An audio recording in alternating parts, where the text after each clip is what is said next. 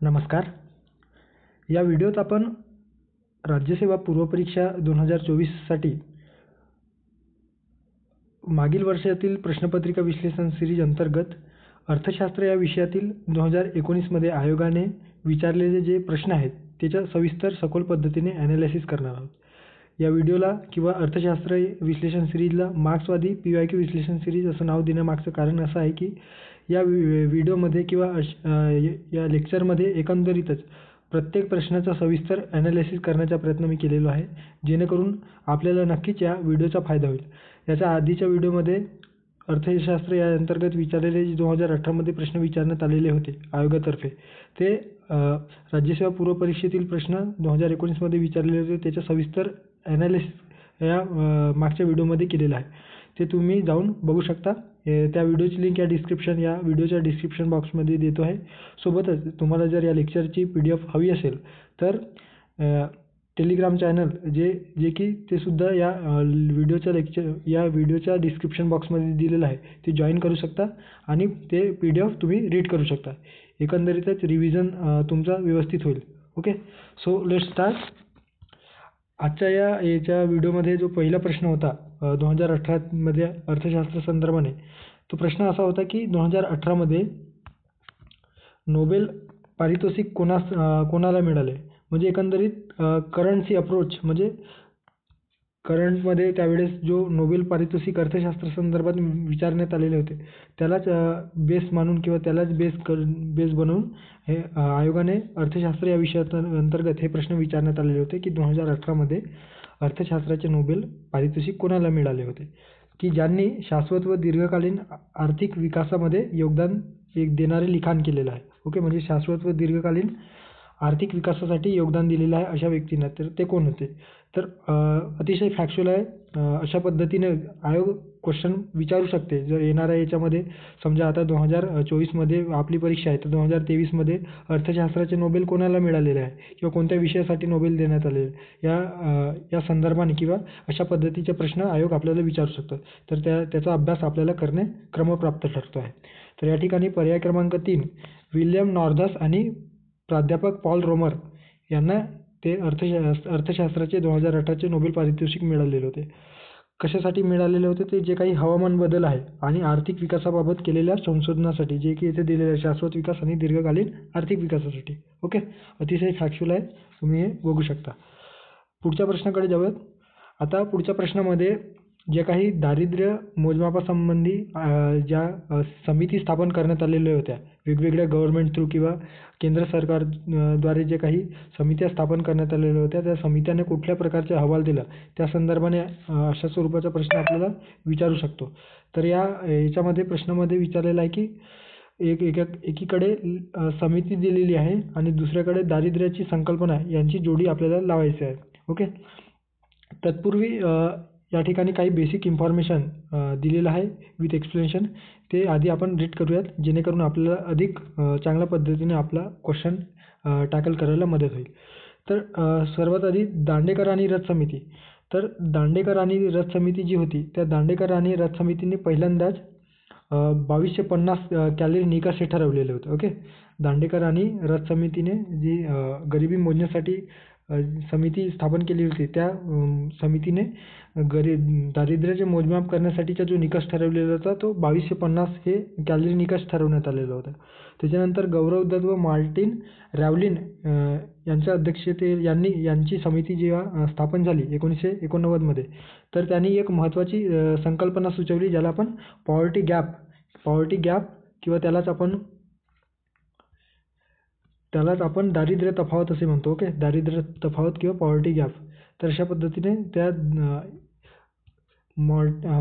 गौरव दत्त आणि मार्टिन रॅव्हलिन यांच्या अध्यक्षतेखाली हे पॉवर्टी गॅप संकल्पना त्यांनी सुचवलेली होती. त्याच्यानंतर आहे लकडावाला समिती. लकडावाला समितीची स्थापना 1993मध्ये झालेली. तर यांनी या समितीचे मुख्य काम भारतातील जे काही दारिद्र्य रेषा आहे ते दारिद्र्य रेषा निश्चित करण्याचे काम या लकडावाल्या समितीकडे केंद्र सरकारने सोपवलेले होते, जेणेकरून कोणालाही दररोज 2100 कॅलरी आणि 2100 ग्रामीण भागामध्ये एक मिनटं, सॉरी, शहरी भागामध्ये 2100 कॅलरी आणि ग्रामीण भागामध्ये 2400 कॅलरी आहार परवडेल या बेसवर त्यांना दारिद्र्य परवडतो आहे या बेसवर दारिद्र्य रेषा निश्चित करण्यासंबंधी ही समिती म्हणजे स्थापन करण्यात आलेली होती. कुठली? लकडावाला समिती. त्याच्यानंतर आहे अलग कृती दल. अलग जो कार्यगट होता त्याची स्थापना 1979 साली स्थापन करण्यात आली होती आणि जे मूळ 2100 ग्रामीण भागासाठी 2400 कॅलरी आणि शहरी भागासाठी 2100 कॅलरी इतका जो अशा पद्धतीचा जो उष्मांक आधारित जी संकल्पना सुचवण्यात आली होती ती जी संकल्पना होती ते अलग कृती दल या समितीने सुचवलेली होती. ज्यानुसार 1973-74 केवढे कॅलरी म्हणजे केवढे? तर 2100 कॅलरी शहरी भागासाठी आणि ग्रामीण भागासाठी 2400 कॅलरी या उष्मांक आधारित संकल्पनेवर दारिद्र्याची एक दरडोई मासिक खर्च ठरवण्यात आला की त्याचा मासिक खर्च किती लागू शकतो. 2100 कॅलरी रोज प्राप्त करण्यासाठी शहरी भागातील लोकांना आणि 2400 कॅलरी रोज प्राप्त करण्यासाठी ग्रामीण भागातील लोकांना. तर एकंदरीत जो मासिक खर्च काढण्यात आलेला होता तो ग्रामीण भागासाठी 49.9 रुपये तर शहरी भागासाठी 57 रुपये. म्हणजे एकंदरीत 57 रुपये शहरी भागासाठी मासिक खर्च असणाऱ्याला या पद्धतीने म्हणजे 2400 कॅलरी आणि 2100 कॅलरी प्राप्त होऊ शकतो. जेणेकरून ते आपल्या जी दारिद्र्याची जी संकल्पना आहे त्याच्या वर राहतील.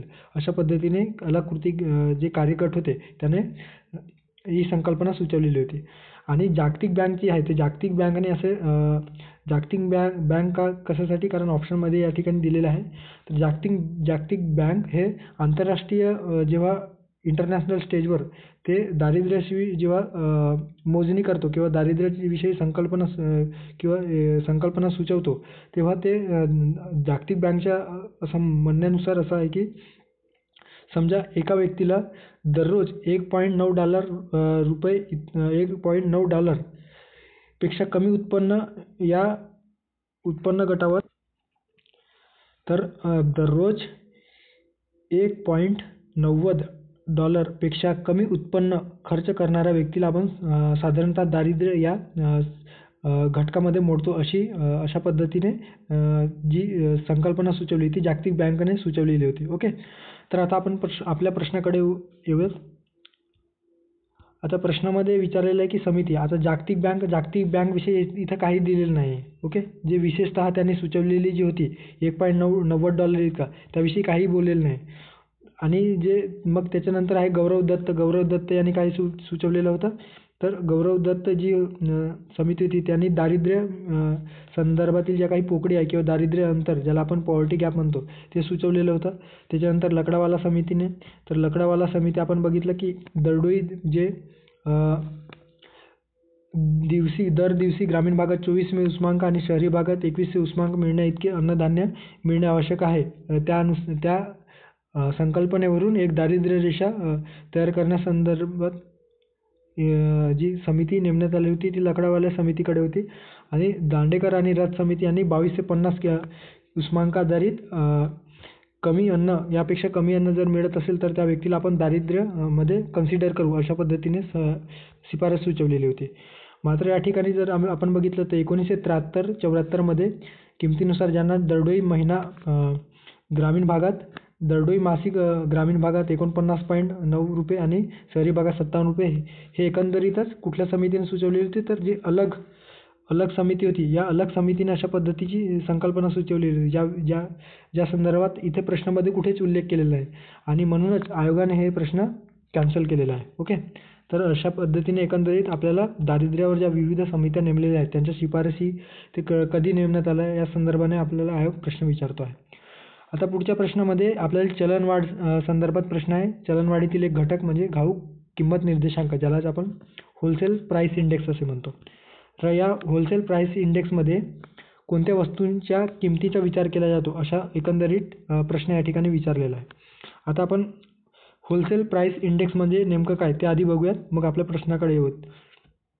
तर या ठिकाणी तुम्ही बघू शकता की घाऊक किंमत निर्देशांक ज्यालाच आपण होलसेल प्राईस इंडेक्स म्हणतो ते एकंदरीतच घाऊक स्तरावर लागणाऱ्या विविध वस्तूंच्या किमती मोजून काढल्या जातात. ओके. अर्थव्यवस्थेतील ज्या काही घाऊक म्हणजे होलसेल आहेत.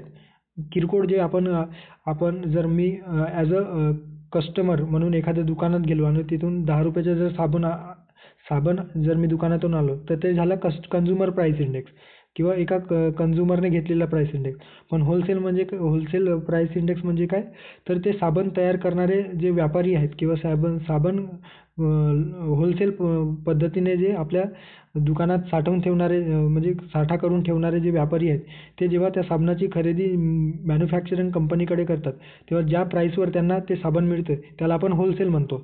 तर होलसेल म्हणजेच काय, तर घाऊक स्तरावर घाऊक स्तरावर विविध वस्तूंच्या किमती मोजून काढल्या जातात. तर भारतामध्ये सर्वप्रथम घाऊक किंमत निर्देशांक कधी आले, तर 1942 मध्ये पहिल्यांदा मोजलं गेलं. म्हणजेच काय, भारतामध्ये सर्वप्रथम घाऊक किंमत निर्देशांक 1942 मध्ये मोजला गेला होता. हा निर्देशांक भारताच्या वाणिज्य व उद्योग मंत्रालयाअंतर्गत कार्यरत असणाऱ्या आर्थिक सल्लागार कार्यालयाकडून प्रकाशित केला जातो. हे सुद्धा खूप महत्त्वाचं आहे. कुठल्या मंत्रालयाकडून, तर वाणिज्य व उद्योग मंत्रालयाअंतर्गत जे आर्थिक सल्लागार कार्यालय आहे त्या कार्यालयाकडून हे घाऊक किंमत निर्देशांक, ज्याला होलसेल प्राईस इंडेक्स आपण म्हणतो, ते प्रसिद्ध केले जातं. एप्रिल 2017 पासून हे जे निर्देशांक आहे, या निर्देशांकात 697 वस्तूंच्या घाऊक किमतीनुसार एकंदरीतच चलनवाढ काढला जातो किंवा त्यांचा निर्देशांक काढला जातो. 697 वस्तूंच्या निर्देशांक घाऊक किमतीनुसार 2017 पासून सुरू आहे काढणे. याकरिता 2011-12 हे आधारभूत वर्ष गणला जातो. आयोग प्रश्न विचारतो की होलसेल प्राईस इंडेक्ससाठी कुठले आधारभूत वर्ष मानले जातो, तर 2011-12 हे आधारभूत वर्ष या घाऊक किंमत निर्देशांकासाठी म्हणजे होलसेल प्राईस इंडेक्ससाठी ठरवण्यात आलेलं आहे. आता या घाऊक किंमत निर्देशांकामध्ये काढताना कोणत्या गोष्टींचा विचार केला जातो, तर एक आहे प्राथमिक वस्तू, इंधन व ऊर्जा गटातील वस्तू आणि उत्पादित वस्तूंच्या किमतींचा विचार केला जातो. 3 गोष्टी आपल्याला लक्षात ठेवायच्या आहे. प्राथमिक वस्तू, त्याच्यानंतर इंधन व ऊर्जा गटातील वस्तू आणि ज्या काही उत्पादित वस्तूंच्या ज्या काही किमती आहेत त्या उत्पादित वस्तूंच्या किमती, म्हणजे प्राथमिक वस्तूंच्या किमती, इंधन व ऊर्जा गटातील वस्तूंच्या किमती आणि उत्पादित वस्तूंच्या किमती विचारात घेतल्या जातात. आता आपण बघितलं की 697 वस्तूंपैकी प्राथमिक वस्तूंमध्ये किती आहे, तर 117 वस्तूंचा समावेश होतो. इंधन गटामध्ये 16 वस्तूंच्या किमतींचा समावेश होतो आणि 5 ते 64 वस्तूंच्या किमती म्हणजे उत्पादित वस्तूमध्ये 5 ते 54 वस्तूंच्या किमतींचा विचार केला जातो. एकंदरीतच घाऊक किंमत निर्देशांक हे फक्त वस्तूंच्या बाबतीत काढण्यात येतो. इथे एक गोष्ट खूप प्रकर्षाने लक्षात ठेवायला हवी की होलसेल प्राईस इंडेक्समध्ये फक्त आणि फक्त वस्तूंच्या किमतीचा समावेश केला जातो, कारण ते होलसेलमध्ये आपण परचेस करून आणतो. तर सेवांचा यामध्ये समावेश केला जात नाही, कारण सेवा आपण होलसेल त्याचे आपण मोजमाप करू शकत नाही सेवांचा होलसेल या पद्धतीने, त्यामुळे सेवांचा समावेश या ठिकाणी केला जात नसतो. आता आपण आपल्या प्रश्नाकडे येऊयात. कुठल्या वस्तूंच्या कोणत्या वस्तूंच्या किमतीचा विचार केला जातो, तर आपण आताच बघितलं प्राथमिक वस्तू, इंधन गटातील वस्तू आणि उत्पादित वस्तू या तीनही वस्तूंचा समावेश या होलसेल प्राईस इंडेक्समध्ये केला जातो. सो पर्याय क्रमांक 4 योग्य पर्याय असणार आहे. त्याच्यानंतर पुढच्या प्रश्नामध्ये आपल्याला PD ओझा या दारिद्र्यविषयक ज्या मोजमापासाठी जी समिती नेमण्यात आली होती त्या समितीविषयी विचारलेलं आहे की PD ओझा समितीने दारिद्र्य रेषेच्या मापनासाठी पुढीलपैकी कोणता निकष विचारात घेतला होता. PD ओझा समिती 1960-61 मध्ये स्थापन करण्यात आलेली समिती होती आणि या समितीने दारिद्र्य मोजण्यासाठी एक जो निकष वापरलेला होता ते निकष कुठले होते त्या संदर्भाने प्रश्न विचारण्यात आलेला आहे. तर PD ओझा समिती 1960-61 मध्ये, तर या PD ओझा समितीने 22 ते 50 दैनिक दरडोई निकष सुचवलेले होते. ज्या पद्धतीने आपण दांडेकर आणि रथ समितीने देखील 22 ते 50 सुचवले, त्याच पद्धतीने PD ओझाने देखील तेच कायम ठेवलेले होते. ज्यात प्रति व्यक्ती प्रति महिना मासिक उपभोग खर्चा आधारे हे दैनिक कॅलरी निकष काढले जात होते. म्हणजेच काय, तर जी PD ओझा समिती होती त्या PD ओझा समितीने प्रति व्यक्ती म्हणजे एका व्यक्तीमागे एका महिन्यात किती खर्च होतो यालाच आपण म्हणजे मासिक किती खर्च होतो त्या अशा पद्धतीची जी संकल्पना आहे ते या PD ओझा समितीने सुचवलेली होती. जे प्रश्नात ते विचारले की कुठली, तर प्रति व्यक्ती प्रति महिना आणि उपभोग खर्च, प्रति व्यक्ती प्रति महिना मासिक उपभोग खर्च या ठिकाणी संकल्पना सुचवलेली होती. ओके. आणि पी डी ओच्या समितीने दारिद्र्य रेषेची मोजणी करताना जो निकष विचारात घेतला तो म्हणजे 1960-61 या कालखंडात दारिद्र्य रेषेखाली जगणारे जे 6.25 कोटीहून अधिक लोक होते, त्या लोकांबद्दलची जी काही आकडेवारी प्रसिद्ध केली होती, त्या आकडेवारीनुसार बहुसंख्य लोक हे ग्रामीण भागामध्ये दारिद्र्यात खितपत पडलेले आहे, अशा पद्धतीची एकंदरीत आकडेवारीवरून दिसून येत होते. ज्यात दारिद्र्याचे एकूण प्रमाण 44% आपल्याला आढळून येतात आणि ग्रामीण भागामध्ये 51.6% तर शहरी भागामध्ये 7.4% इतके दारिद्र्याचे प्रमाण त्यावेळी होते. ओके. जे पुढे चालून 1968-69 मध्ये 29 कोटी इतक्या घरावरती गेलेलं होतं. आता पुढच्या प्रश्नामध्ये आपल्याला सर्वसमावेशक प्रक्रियामध्ये शासन म्हणजे इन्क्लुझिव्ह डेव्हलपमेंट आपल्या राज्यसेवा पूर्व परीक्षेच्या सिलेबसमध्ये स्पेसिफिकली एक्सप्लिसिटली मेन्शन केलेलं आहे की इन्क्लुझिव्ह ग्रोथ किंवा डेव्हलपमेंट संदर्भात.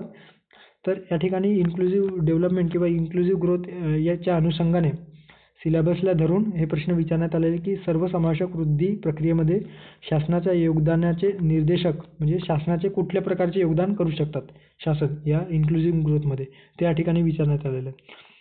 या ठिकाणी दिलेलं आहे की महसूल, स्थूल देशांतर्गत उत्पादन प्रमाण, सार्वजनिक गुंतवणूक, स्थूल देशांतर्गत उत्पादन प्रमाण. ओके.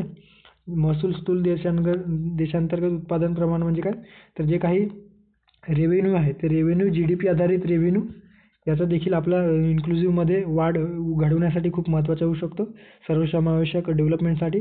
आणि सार्वजनिक गुंतवणूक ज्याला पब्लिक इन्व्हेस्टमेंटद्वारे आपली GDP आहे ते GDP वाढवण्यासाठी देखील आपण या इन्क्लुझिव्ह ग्रोथचा म्हणजे इन्क्लुझिव्ह ग्रोथमध्ये भर घालू शकतो या दोन पद्धतीने.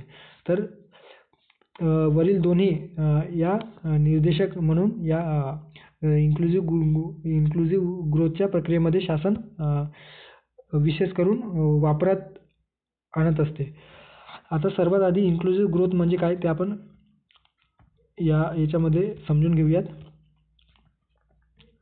इन्क्लुझिव्ह ग्रोथ तर की ज्यालाच आपण सर्वसमावेशक वृद्धी म्हणतो. तर समाजातील सर्व घटकांसाठी व्यापक तत्त्वावर आधारित लाभाची आणि समान संधीची सुनिश्चितता करणारी जी वृद्धीची प्रक्रिया असते त्याला आपण सर्वसमावेशक वाढ म्हणतो.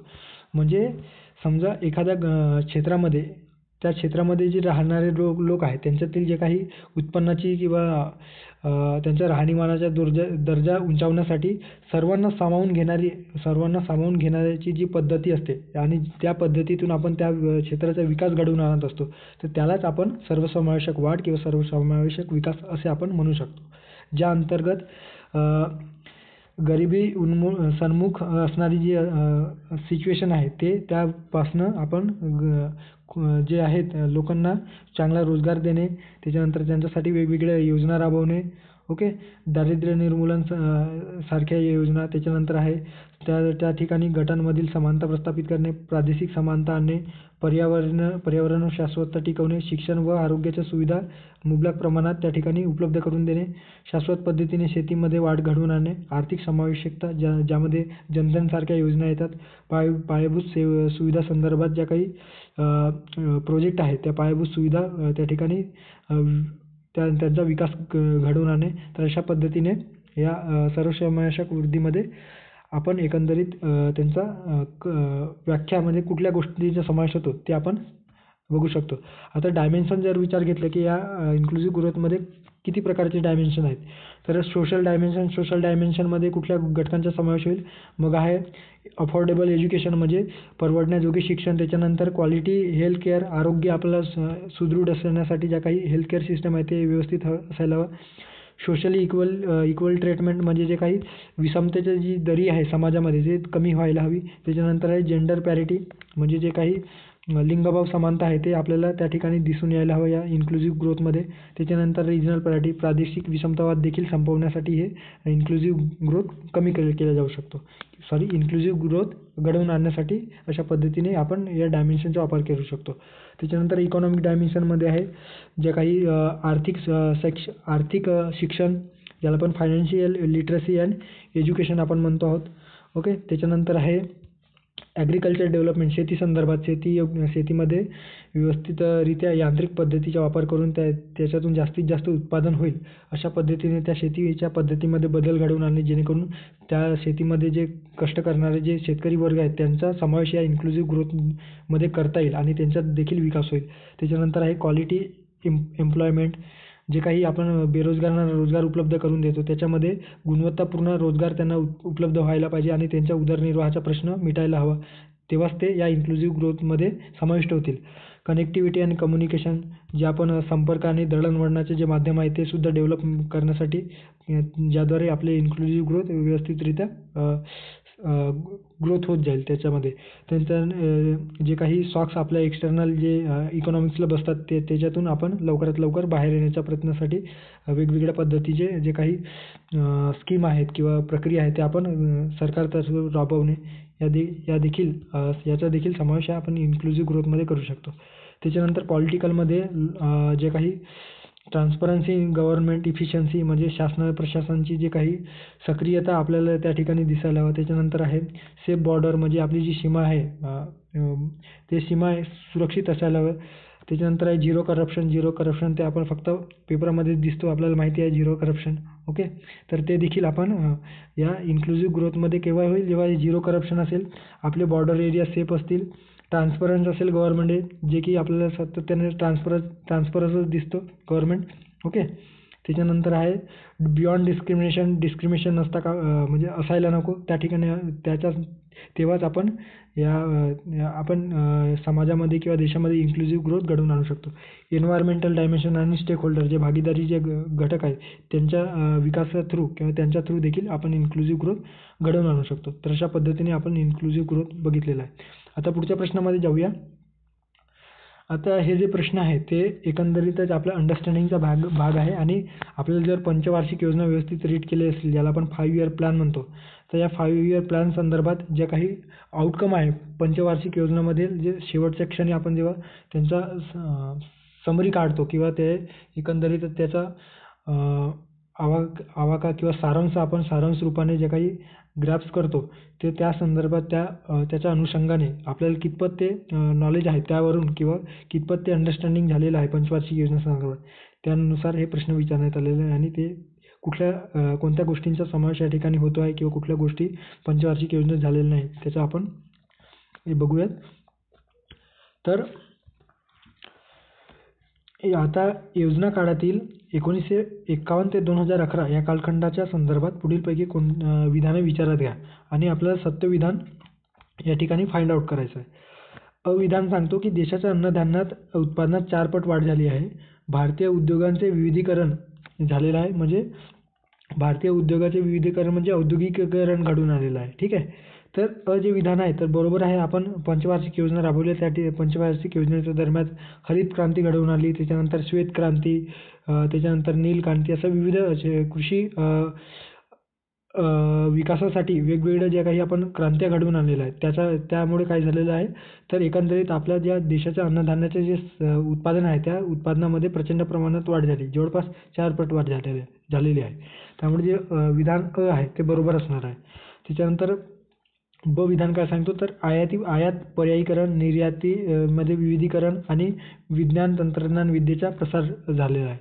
तर पंचवार्षिक योजनेच्या काळात देशामध्ये बाहेरून आपल्या देशामध्ये जेव्हा एखाद्या वस्तूची गरज निर्माण झाली आहे आणि ते गरज भागवण्यासाठी जेव्हा आपण दुसऱ्या देशावर अवलंबून असतो तेव्हा त्या देशातून आपण आयात करतो. मात्र समजा ती गरज भागवण्यासाठी आपण त्याच पद्धतीने किंवा त्या वस्तूशी मिळती जुळती जर आपण दुसरा अल्टरनेट पर्याय शोधून काढला आणि त्याची निर्मिती जर किंवा त्याचं प्रोडक्शन जे आहे तर त्याचे प्रोडक्शन आपण भारतामध्येच केलं तर त्याच्यातून आपलं जे फॉरेन एक्सचेंज जे आहे ते फॉरेन जे करन्सी आहे ते परदेशात जाण्यापासून वाचेल आणि परिणामस्वरूप आपलं जे नॅशनल आपले जे खर्च आहे ते खर्च होणार नाही आणि कमी खर्चामध्ये आपल्याला ते जे वस्तू आहे ते आपल्या देशामध्येच उत्पादन होईल. अशा पद्धतीने आपण ते आयाती पर्यायीकरण विषयी एकंदरीत आयात पर्यायीकरण धोरण राबवलेलं होतं. त्याच्यानंतर आहे निर्यात विविधीकरण, म्हणजे निर्यात करताना निर्यातीमध्ये वेगवेगळ्या पद्धतीने निर्यात वाढीसाठी जे उद्योग आहेत त्या उद्योगांना वेगवेगळ्या सवलती देणे, जेणेकरून आपले जे आयात निर्यात जे बॅलन्स आहे ट्रेड ते व्यवस्थित होईल आणि जास्तीत जास्त आपल्याला फॉरेन जे करन्सी आहे ते प्राप्त होईल. त्याच्यानंतर विज्ञान तंत्रज्ञानाचा प्रसार विद्येचा प्रसार करणे. बरोबर आहे. पंचवार्षिक योजनेच्या काळामध्ये आपण वेगवेगळे जे IIT स्थापन केलेले होते, IIT Indian institute of technology, ते एक प्रकारे या पंचवार्षिक योजनेचा आउटकम आपण म्हणू शकतो. त्यामुळे आणि बरोबर आहे. आता क विधान काय सांगतो, तर क विधानामध्ये असं दिलेलं आहे की दारिद्र्य व बेकारीचे प्रमाण कमी करण्यात यश आले. आता दारिद्र्य व बेकारीचे प्रमाण कमी करण्यात यश आलेले होते का? नाही. स्टील आपण दारिद्र्य व बेकारीचे प्रमाण आजही 2024 फेस करत आहोत. ते पंचवार्षिक योजनेच्या काळात तर त्यावेळेस प्रचंड प्रमाणात बेकारी, बेरोजगारी, त्याच्यानंतर जे कृषी संदर्भात ज्या काही वेगवेगळ्या आपण क्रांती घडवून आणल्या, हरित क्रांती असेल, श्वेत क्रांती असेल, याच्या माध्यमातून तरी पण दारिद्र्याचे जे निर्मूलन आहे किंवा बेकारीचे जे प्रमाण आहे ते कमी करण्यात आपण अयशस्वी ठरलेलो होतो.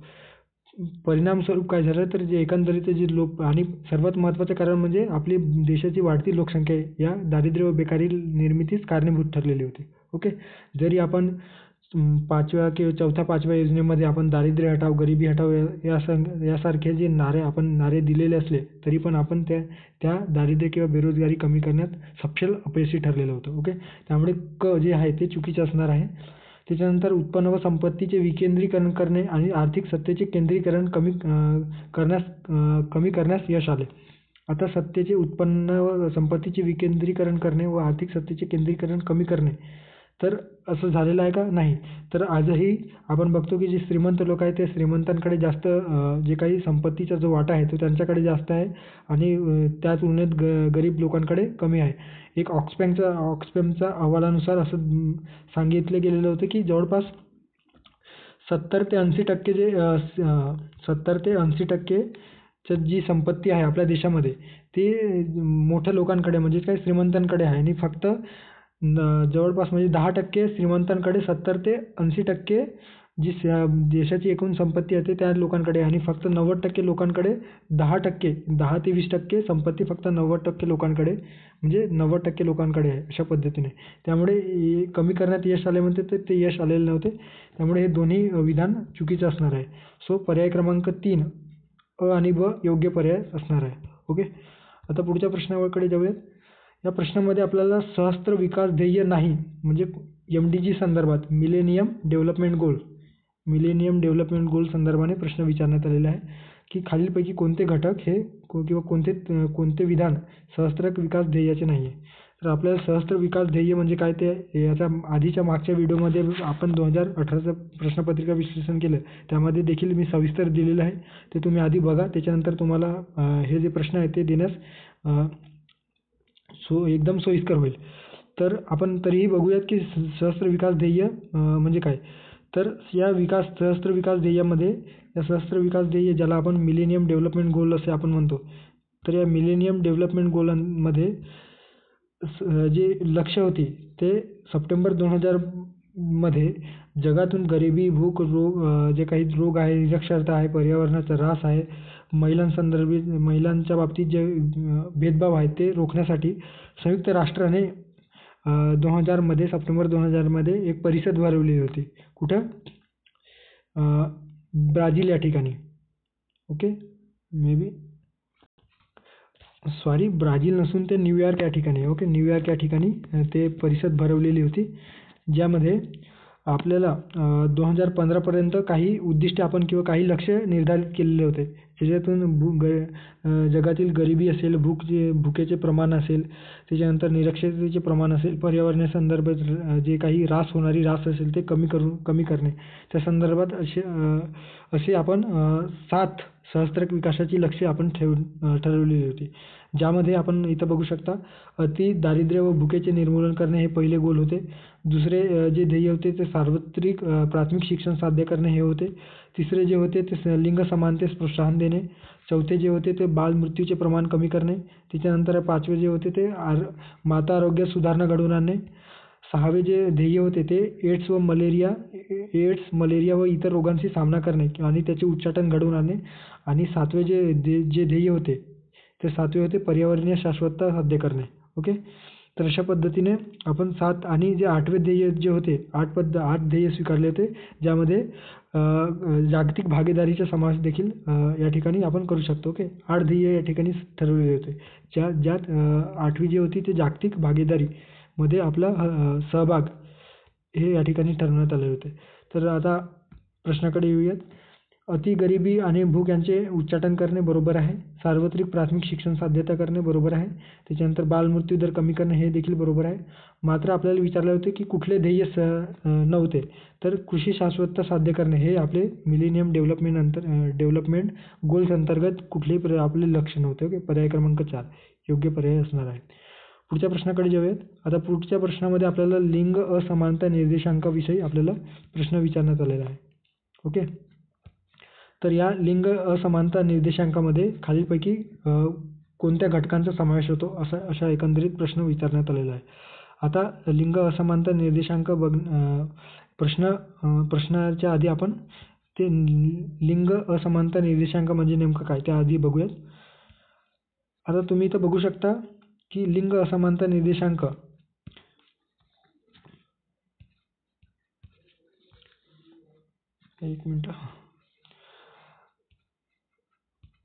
लिंग असमानता निर्देशांक हे प्रजनन आरोग्य सक्षमीकरण म्हणजे स्त्रियांसंदर्भात महिलांसंदर्भातील. ओके.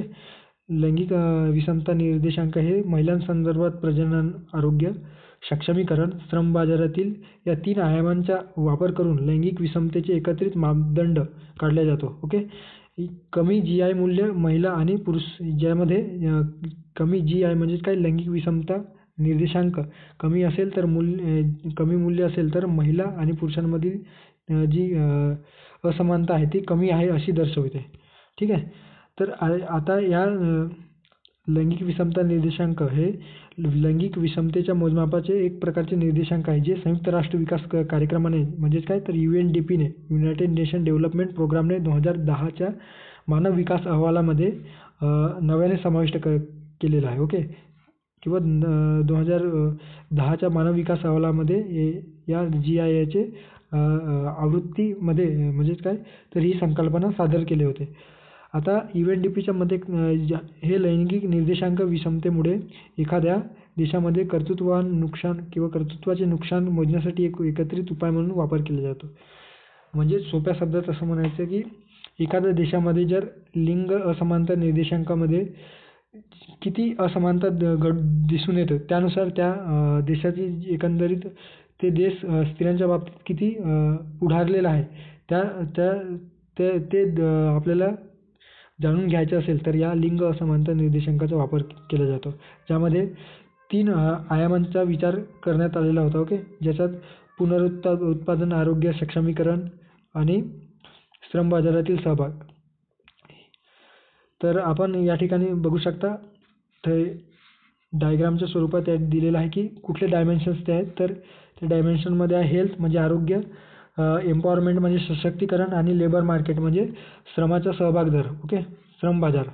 तर या ठिकाणी प्रश्नामध्ये तेच विचारलेलं आहे की कोणत्या घटकांचा समावेश होतो.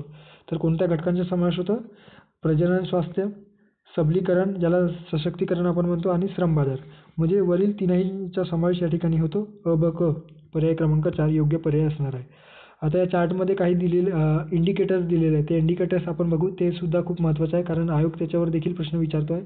या इंडिकेटर ज्याला आपण निर्देशक म्हणतो त्या निर्देशकमध्ये हेल्थच्या संदर्भाने जर विचार केला तर हेल्थमध्ये आपल्याला एक आहे मॅटर्नल मोर्टॅलिटी रेट म्हणजेच काय माता मृत्यू दर म्हणजे 1,00,000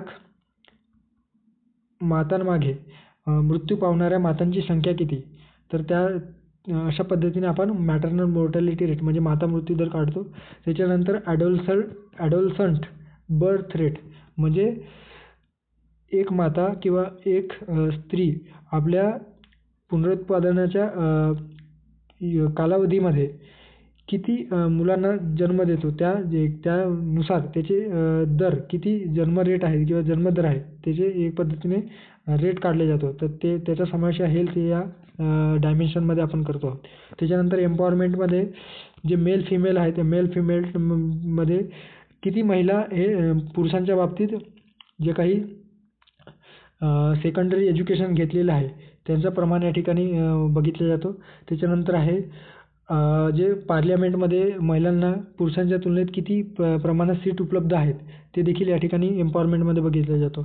आणि लेबर मार्केटचा विचार करता मेल फिमेलमध्ये मेलच्या तुलनेत म्हणजे पुरुषांच्या तुलनेत स्त्रियांच्या या लेबर मार्केटमध्ये पार्टिसिपेशन रेट म्हणजे सहभाग दर किती आहे ते देखील विचारात घेतले जातं. अशा पद्धतीने किती इंडिकेटर झाले हे 2 आणि हे 2 आणि 1 म्हणजे असे 5 इंडिकेटरचा समावेश या ठिकाणी होतो. 5 इंडिकेटर्स आणि 3 डायमेन्शन. ओके, तर हे सुद्धा तुम्ही लक्षात असू द्या. म्हणजे आयोग जर याच्यावर प्रश्न जर विचारला पुढे तर आपल्याला ते सॉल्व्ह करता यायला हवं. आता पुढच्या प्रश्नामध्ये आपल्याला हे सुद्धा इन्क्लुझिव्ह ग्रोथ ज्याला आपण म्हणतो सर्वसमावेशक विकास. ओके, सर्वसमावेशक विकासासंदर्भात हे देखील प्रश्न आपल्याला विचारलेले आहेत आणि विशेषतः अल्पसंख्याक समुदायासाठी कुठल्या योजना आहेत त्या संदर्भात विचारलेलं आहे. तर या ठिकाणी प्रश्न दिलेला आहे की अल्पसंख्याक समुदायाच्या सामाजिक आर्थिक वाढीसाठी खालीलपैकी कोणत्या योजना उपयोगी आहेत किंवा कोणत्या योजना शासनाने सुरू केलेल्या आहेत. नई रोशनी योजना, पढ़ो परदेस, सिका व कमवा योजना, त्याच्यानंतर आहे नई मंजिल योजना. तर मित्रांनो हे चारही योजना या अल्पसंख्याक समुदायासाठी सुरू करण्यात आलेल्या होत्या. त्यामुळे वरीलपैकी सर्व असणार आहे. पर्याय क्रमांक 4 योग्य पर्याय असणार आहे. आता पुढच्या प्रश्नामध्ये आपल्याला विचारलेलं आहे की शाश्वत विकास उद्दिष्टे ठरवण्यात आली. कुठे, एक मिनिट थोडं झूम करू द्या. ओके, सो या ठिकाणी विचारण्यात आलेले की जून 2012 मध्ये रिओ 20+ किंवा रिओ +20 घोषणापत्रात म्हणजे ज्या ठिकाणी म्हणजे रिओ दी जानेरो या ठिकाणी ते घोषणापत्र झालेले होते किंवा रिओ दी जानेरो 1992 नंतर 20 वर्षांनी हे रिओ 20+ हे समिट रिओ दी जानेरो या ठिकाणी म्हणजे ब्राझीलमध्ये म्हणजे आयोजित करण्यात आलेली होती आणि या ठिकाणी आपण शाश्वत विकास उद्दिष्टे ठरवण्यात आली. शाश्वत विकास उद्दिष्टे त्या ठिकाणी ठरवण्यात आलेली होती जी 2015 पासून 2030 पर्यंत आपल्याला अचीव करायची होती. तर त्यामध्ये कोणत्या वैशिष्ट्य किंवा कोणते वैशिष्ट्य ठरवण्यात आलेले नव्हते अशा प्रकारचा एकंदरीत हे प्रश्न आहे. यामध्ये पर्यायामध्ये दिलेलं आहे की याच्यामध्ये गरिबीचे उच्चाटन, असमतेविरुद्ध संघर्ष, लिंगभाव समानता, त्याच्यानंतर आहे आरोग्य व शिक्षण सुधारणा, महासागर व जंगल रक्षण, त्याच्यानंतर आहे अविरत विकासासाठी जागतिक भागीदारी, पाठपुरावा आणि सक्षमीकरणासाठी प्रभावी संरचना विकास हे उद्दिष्ट होते का. आणि जे आहे ते अतिरेकी संघटनावर बंदी व पर आक्रमणावर बंदी घालणे. अशा पद्धतीचे प्रश्न एकंदरीत आपल्याला या ठिकाणी विचारण्यात आलेले होते. आता सर्वात आधी आपण शाश्वत विकास ध्येय म्हणजे नेमकं काय आहे ते आधी बघूयात, त्याच्यानंतर प्रश्नाकडे जाऊ. तर शाश्वत विकास, आता शाश्वत विकास म्हणजे काय, तर शाश्वतता आणि विकास या दोन्ही संज्ञा एकत्र आपण वापरतो. शाश्वतता म्हणजे काय, तर चिरकाल टिकणे. चिरकाल टिकणे, ऱ्हास न होणे किंवा मानव आणि परिसंस्था यांच्यातील संतुलन टिकवण्यासाठी ही संज्ञा विशेषतः वापरली जाते. शाश्वत म्हणजे जे खूप कालावधीपर्यंत शाश्वत काळापर्यंत ते टिकून राहील असा आपण शब्दशः अर्थ घेऊ शकतो. तर जेव्हा मानव आणि परिसंस्था किंवा पर्यावरणासंदर्भात ते विचारात घेतो तर ते पर्यावरण आणि मानवाचे जे कॉन्फ्लिक्ट आहे त्या कॉन्फ्लिक्ट पासून पर्यावरणाला किती हानी होते आणि ते पर्यावरण किंवा जो एकंदर परिसंस्था आहे ते आपल्याला भविष्यात उपलब्ध राहील की नाही त्यावरून या शाश्वत विकास ध्येय ठरवण्यात आलेले होते. ओके, ते त्या पर्यावरणाचे रक्षण करण्यासाठी आणि आपल्या गरजा देखील भागवण्यासाठी. तर या ठिकाणी 1987 मध्ये ब्रुटलँड जो आयोग होता त्या ब्रुटलँडच्या अहवालानुसार शाश्वत विकासाची आधुनिक संकल्पना मांडण्यात आलेली होती. मुळात शाश्वत हे वन व्यवस्थापन यासाठी सुचवली गेलेली एक संकल्पना. वन व्यवस्थापन म्हणजे काय, तर पर्यावरणाचे व्यवस्थापन करण्यासाठी ही एक संकल्पना आहे ज्यामध्ये आर्थिक विकास, सामाजिक विकास आणि भावी पिढ्यांसाठी पर्यावरणाचे संरक्षण या अनेक अंगांनी विकसित करण्यात आलेली एक संकल्पना आहे. आता 2008 मध्ये युनायटेड नेशन एन्व्हायर्मेंटल प्रोग्रामने म्हणजेच काय, तर UNEPने म्हणजे युनायटेड नेशन एन्व्हायर्मेंट प्रोग्राममध्ये काय झालं, तर हरित अर्थव्यवस्था ही संकल्पना स्वीकारली. ओके, एक लक्षात ठेवा, जर आपल्याला आयोगाने प्रश्न विचारला की 2008मध्ये कुठल्या किंवा हरित अर्थव्यवस्था हरित अर्थव्यवस्था ही संकल्पना कधी स्वीकारली, तर 2008मध्ये जी परिषद भरलेली होती युनायटेड नेशन एन्व्हायरमेंट प्रोग्राम, त्या एन्व्हायरमेंट प्रोग्राममध्ये आपण ही संकल्पना स्वीकारलेली होती. या अंतर्गत पर्यावरणाला कुठलीही हानी न होता नैसर्गिक संसाधनाचे संरक्षण करून त्याचा कार्यक्षम वापर करणे. या ठिकाणी कार्यक्षम हे शब्द खूप महत्त्वाचा आहे. कार्यक्षम वापर करणं म्हणजे हरित अर्थव्यवस्था होय. ओके. आता जी पृथ्वी परिषद, ज्याला अर्थ समिट असे म्हणतो, तर ही जी अर्थ समिट 2012मध्ये रिओ दी जानेरो या ठिकाणी भरलेली होती, ज्याला आपण +20 समिट देखील म्हणतो. तर या ठिकाणी हरित अर्थव्यवस्था आणि शाश्वत विकास यांच्या संबंधी चर्चा करण्यात आली आणि एकंदरीत या चर्चेचा परिणाम असा झाला की आपण 2015 पासून 2030 पर्यंतची काही नवीन ध्येय सेट केली किंवा नवीन गोल सेट केले, जे आपल्याला 2030 पर्यंत अचीव करायचे होते. ज्यामध्ये आपण दारिद्र्य निर्मूलन असेल, सर्वकष आर्थिक विकास असेल, त्याच्यानंतर आहे महिलांसंदर्भात विकास असेल, मिलेनियम डेव्हलपमेंट गोल्डमध्ये ज्या काही तरतुदी आपण स्वीकारलेल्या होत्या ते परत कॅरी फॉरवर्ड करण्याचा जो प्रश्न असेल, तर इत्यादी लिंग असमानता जे आहे ते असमानता कमी करणे असेल, इत्यादींवर भर देण्यात आलेलं होतं, जे संयुक्त राष्ट्राने 2015 साली शाश्वत विकासाची उद्दिष्टे मांडण्यात आलेली होती.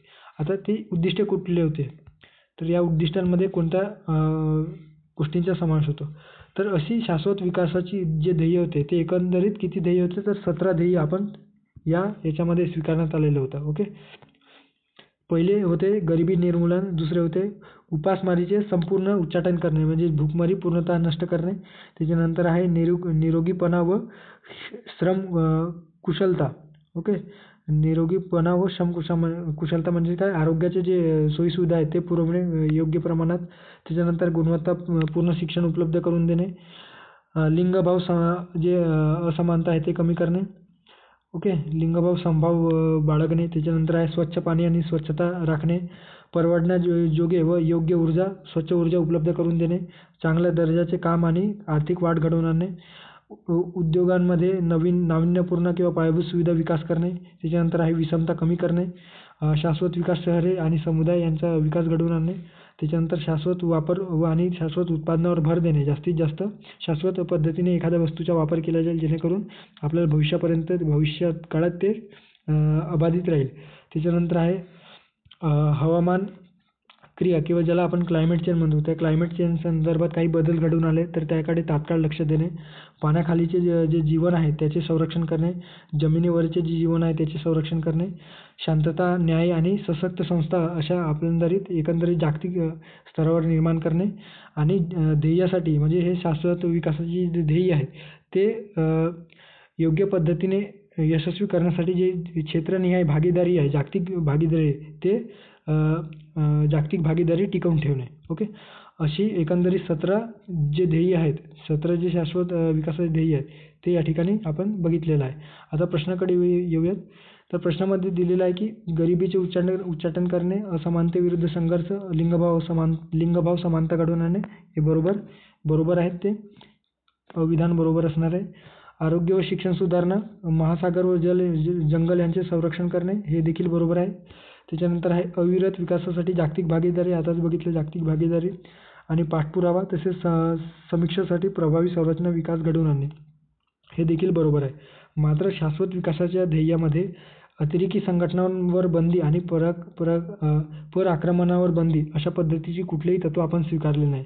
त्यामुळे विधान ड हे चुकीचे असणार आहे आणि ते फक्त विधान ड चुकीचे असणार आहे. पर्याय क्रमांक 3 योग्य पर्याय असणार आहे.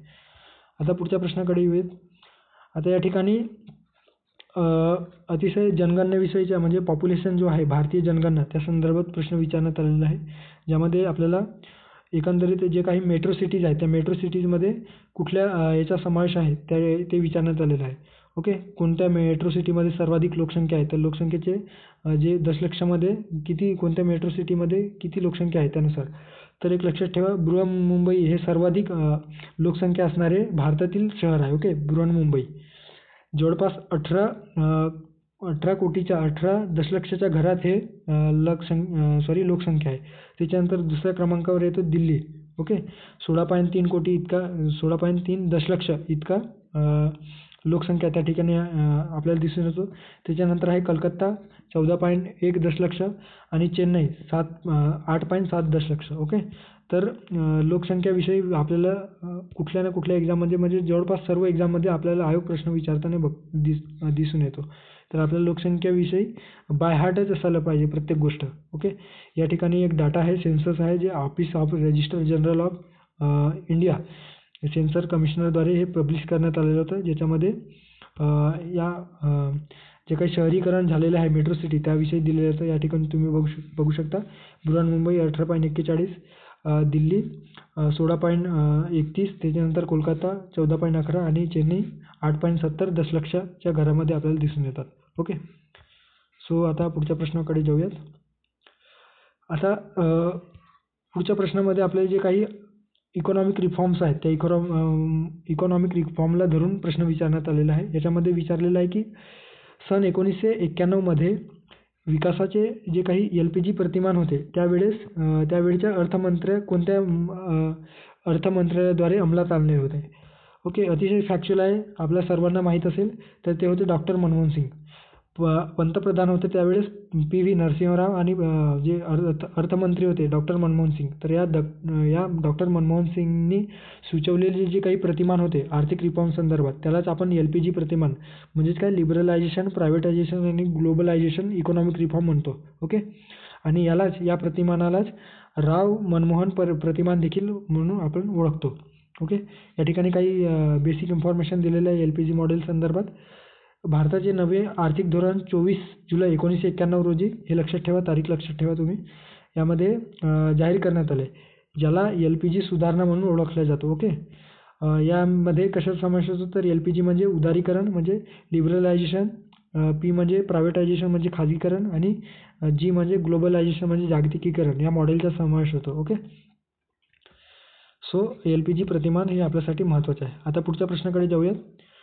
पुढच्या प्रश्नामध्ये आपल्याला 11व्या योजनेसंदर्भात प्रश्न विचारलेला आहे. 11वी पंचवार्षिक योजना. तर या ठिकाणी विचारलेलं आहे की सर्वसमावेशक दर्शविणारी मोजता येण्यासारखी काही लक्ष्य या 11व्या योजनेमध्ये समाविष्ट होती. ती म्हणजे कोणती योजना आहे? तर विधानं दिलेली आहे. पायाभूत सुविधा, ब आहे पर्यावरण, क आहे उत्पन्न व गरिबी आणि ड आहे शिक्षण व आरोग्य. तर कुठले बरोबर आहेत? तर एक लक्षात ठेवा, जी 11वी पंचवार्षिक योजना होती ती 11वी पंचवार्षिक योजनेचा कालावधी आपल्याला माहिती असायला हवी. तर 11वी पंचवार्षिक योजनेचा कालावधी जे आहे ती 1 एप्रिल 2007 ते 31 मार्च 2012. ओके. 1 एप्रिल 2007 ते 31 मार्च 2012 हे 11व्या पंचवार्षिक योजनेचे कालावधी होते. ओके. त्याच्यानंतर याचे महत्त्वाचे जे घोषवाक्य काय होतं तर वेगवान व वेगवान व सर्वसमावेशक विकास अशा पद्धतीचे घोषवाक्य होते किंवा उद्दिष्ट होते. ओके. मुख्य उद्दिष्ट विचारलं तर कुठले होते तर वेगवान आणि सर्वसमावेशक विकास हे 11व्या पंचवार्षिक योजनेचे मुख्य उद्दिष्ट होते. आता या काळात हाती घेण्यात आलेले जे कार्य होते त्यात मोजता येतील असे ढोबळ 6 लक्ष्य ठरवण्यात आले. ढोबळ मानाने 6 लक्ष्य. ते कुठले होते तर आर्थिक वाढ, ज्यामध्ये 7.6% निर्धारित करण्यात आलेले होते. दुसरं आहे दारिद्र्य व बेरोजगारी दूर करणे, ज्याचे प्रमाण 10% पर्यंत दारिद्र्याचे प्रमाण कमी करणे. त्याच्यानंतर आहे शिक्षण हे तिसरा घटक आहे. शिक्षण, प्राथमिक शिक्षणातील गळतीचे प्रमाण 20% पर्यंत कमी करणे.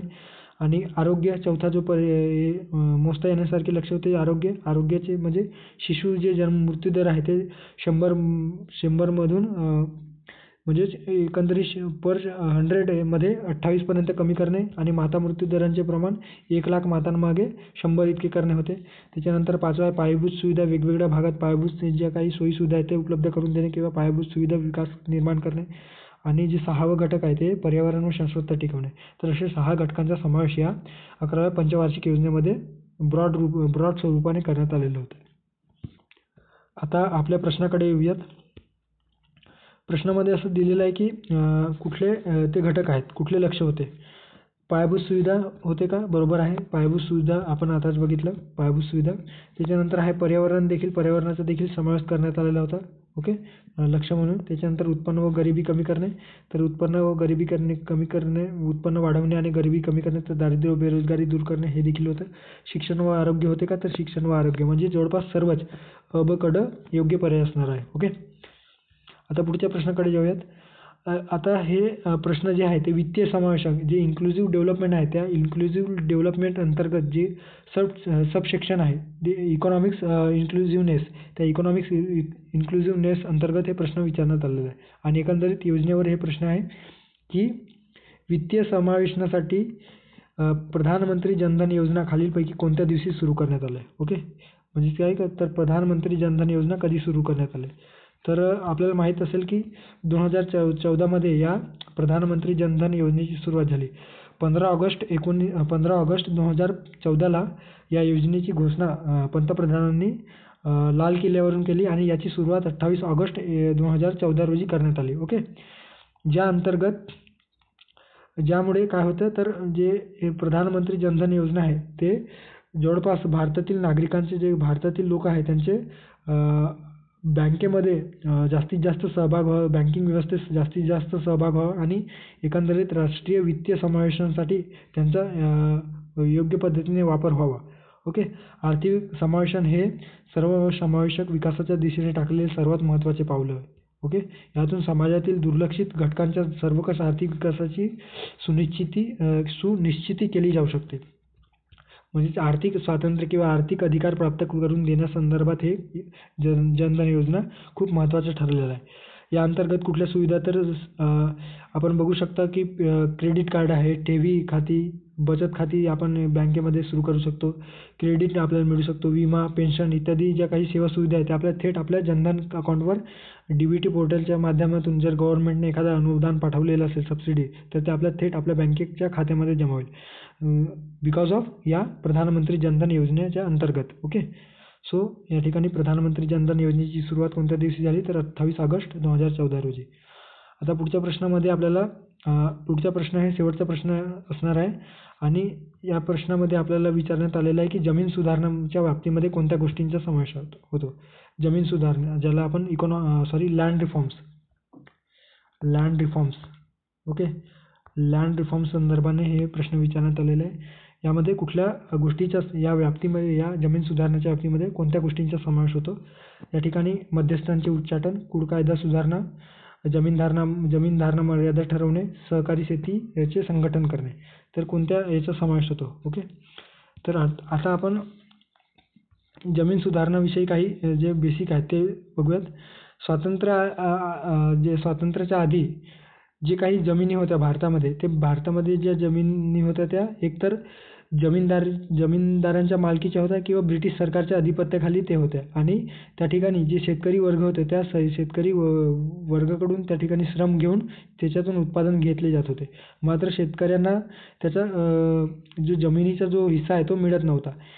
स्वातंत्र्यानंतर काय करण्यात आलं तर त्या जमिनीची योग्य प्रकारे वाटणी व्हावी आणि जे शेतकरी आहे कष्टकरी वर्ग आहे त्या कष्टकरी वर्गाला त्या जमिनीतून त्यांच्या नावे करून त्याच्यातून भरपूर प्रमाणात उत्पादन घडवून आणता किंवा उत्पादन करता यावे जेणेकरून त्यांचा आर्थिक विकास घडून येईल या संदर्भाने जमीन सुधारणा कायदा अस्तित्वात किंवा जमीन सुधारणेविषयी चळवळ उदयास आली. आणि स्वातंत्र्यानंतर कुमारप्पन यांच्या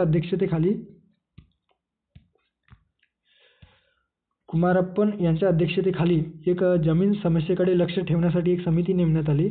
या समितीच्या अहवालात सर्वसमावेशक कृषी सुधारणा उपायांची शिफारस करण्यात आलेली होती. ओके, म्हणजे कृषी संदर्भात सुधारणा घडवून आणण्यासाठी शिफारस करण्यात आलेली होती ज्यामध्ये स्वतंत्र भारतात भूमी सुधाराचे 5 घटक निश्चित करण्यात आले होते. म्हणजे कोणत्या घटकाला आपण प्राधान्य द्यावं, कुठले घटक काढून टाकावे जेणेकरून जमीन सुधारणा योग्य प्रकारे होईल. ओके, तर या ठिकाणी तुम्ही बघू शकता ते कुठले घटक आहेत तर मध्यस्थांचे उच्चाटन करणे. ओके, त्याच्यानंतर आहे दुसरा घटक आहे कूड कायदा सुधारणा घडवून आणणे. तिसरा आहे जमिनीवरील कमाल मर्यादा निश्चित करणे. चौथा आहे जमिनीचे एकत्रीकरण घडवून आणणे. ओके, जमिनीचे एकत्रीकरण. पाचवे जे घटक आहे तो सहकारी शेतीचे संघटन करणे. तर अशा प्रकारे 5 घटकांचा समावेश या समितीने सुचवलेल्या शिफारसीमध्ये होत्या ज्यामधून आपल्याला जमीन सुधारणेच्या व्याप्तीमध्ये समाविष्ट होताना दिसून येतो. ओके, तर या जमीन सुधारणाचा व्यापक स्वीकार करण्यासाठी राजकीय इच्छाशक्ती प्रस्थापित करण्याची गरज असल्याने टप्प्याटप्प्याने या सुधारणा करण्यात आल्या. ओके, एका वेळेस सुधारणा घडवून आली का नाही तर ते टप्प्याटप्प्याने आपण घडवून आणलेले आहेत. तर यामध्ये आता आपण बघितल्याप्रमाणे प्रश्नाकडे येऊयात. आता प्रश्नामध्ये आपल्याला विचारण्यात आलेलं आहे की कुठल्या गोष्टींचा समावेश या जमीन सुधारणाच्या व्याप्तीमध्ये होतो. तर अ आहे मध्यस्थांचे उच्चाटन करणे, कुड कायदा सुधारणा करणे, जमीन धारणा मर्यादा ठरवणे, सहकारी शेतीचे संघटन. म्हणजे वरीलपैकी 4ही बरोबर असणार आहे. सो वरीलपैकी सर्व योग्य पर्याय असणार आहे. ओके, पर्याय क्रमांक 4 योग्य पर्याय असणार आहे. सो अशा प्रकारे आपण जवळपास 15 प्रश्न अर्थशास्त्र अंतर्गत आपण बघितलेला आहे. मित्रांनो, जर तुम्हाला या लेक्चरची PDF हवी असेल तर या टेलिग्राम चॅनल जॉईन करू शकता. इथे तुम्हाला या लेक्चरची PDF मिळेल आणि चालू घडामोडीविषयी संदर्भात देखील जे आर्टिकल्स वगैरे आहेत, जे वर्तमानपत्रामध्ये जे महत्त्वाचे आपल्या परीक्षेशी निगडीत जे काही आर्टिकल्स येतात ते मी या चॅनलमध्ये टाकण्याचा प्रयत्न करतो. ओके, म्हणजे या चॅनलवर ते उपलब्ध करून देतो आहे. सो व्हिडिओ आवडल्यास नक्कीच चॅनलला सबस्क्राईब करा, मित्रांना शेअर करा आणि भेटूया पुढच्या व्हिडिओमध्ये नवीन लेक्चर सिरीजमध्ये किंवा नवीन लेक्चरमध्ये. सो तोपर्यंत थँक्यू. काळजी घ्या. धन्यवाद.